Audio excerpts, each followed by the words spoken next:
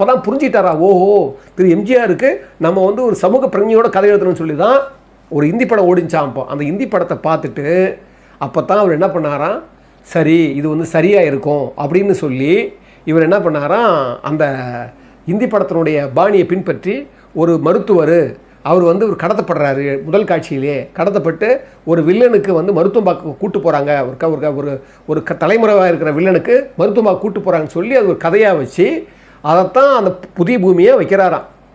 பார்த்தீங்கன்னா பாருங்கள், அதை சொல்கிறார் அவர்.